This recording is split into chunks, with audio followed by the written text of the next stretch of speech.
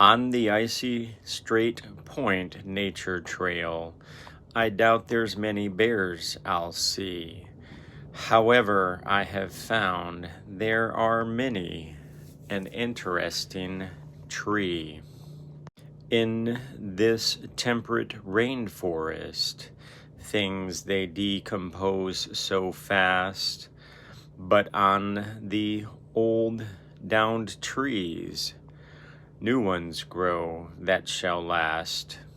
The hemlocks and the Sitka pines, growing up to 500 years with many lifelines. In time, over the old trees grow, and then above the forest, plants do grow. Sneak a peek over your shoulder there.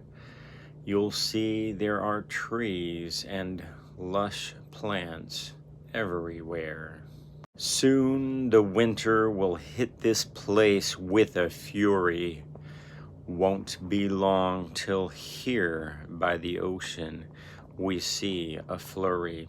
I hope you enjoyed the time on this nature trail, and that my adventures, they never get too stale.